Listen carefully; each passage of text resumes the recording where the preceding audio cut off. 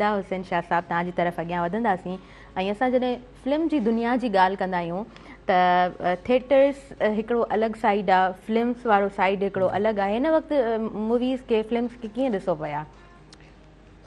ॾिसो, वक़्त सां गॾु सिंध में वॾी तब्दीली आई आहे ऐं मुंहिंजे ख़्याल में त इकोज़ ऑफ सिंध जे नाले सां जेका डॉक्यूमेंट्री आई आहे उनखे मुख़्तलिफ़ फेस्टिवल्स में अवॉर्ड्स पिया मिलनि ऐं ॻाल्हि सॼी मुहाणनि मलाहनि जी आहे ऐं मलाह कीअं ज़िंदगी गुज़ारीनि था, कहिड़ियूं मुश्किलातूं अचनि थियूं, पाणीअ सां कीअं था वड़नि ऐं पाणीअ सां कीअं था टहिक ॾीनि, उहा सॼी हुन में ॾेखारी वई आहे।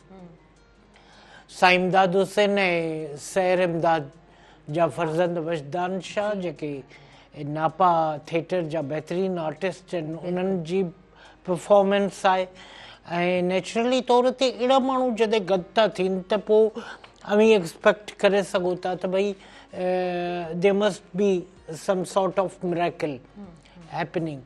ऐं हिन फिल्म ॾिसो त अचणु शर्त हिकिड़ो पंहिंजा इकोस जेके से असांजी कननि ताईं हुन खुड़को पहुतो आहे।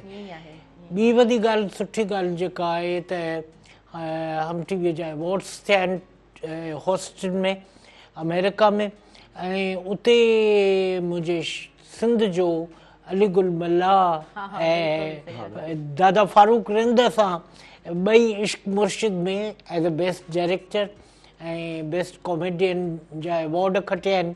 ऐं अली गुल मल्लाह में उहा स्पार्किंग आहे जो हू माण्हुनि खे पाण ॾांहुं मुतवजा करणु ॼाणे थो। हुन जी जेका रवानी आहे ऐं जेका ॻाल्हाइण में जेका चाबुक दस्ती ॾेखारे थो, उन खे डायलॉग डिलीवरीअ में खेॾंदे उहा जेका टेका टपड़ी आहे उहा मज़ेदार थिए थी।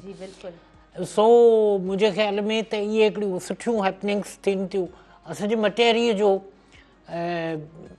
आहे सादात आइडियल फॉर्म में हुन जेॾी महिल सिंधी गीत त ॻायो पर जेॾी महिल उर्दू गीत पंजाबी गीत थो ॻाए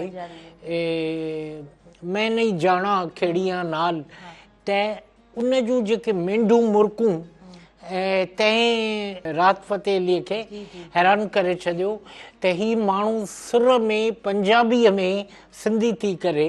ॿी जेका मूंखे उन जी ॻाल्हि वणी सा, उन मटियारीअ जूं लुंगियूं सभिनि महिमाननि खे पारायूं ऐं that is such a wonderful wonderful gesture of Sadat and love to appreciate that kind of a people। ही त असांजो मटारको आहे ऐं मूंखे ॾाढी ख़ुशी थी, फ़ख़ुरु आयो उन ॻाल्हि ते।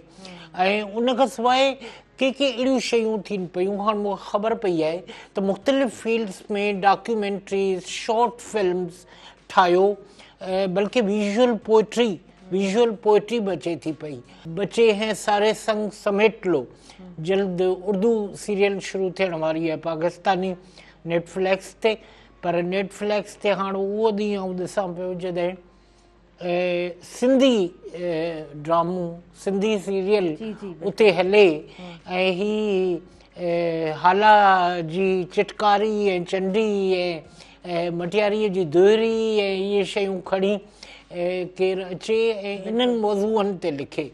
सो असांजे सिंध खे हींअर तइलीम सां गॾोगॾु इन्हनि शयुनि जी ज़रूरत आहे ऐं मेहरान टीवीअ जे त मंशूर में तालीम जो नारो रहियो आहे।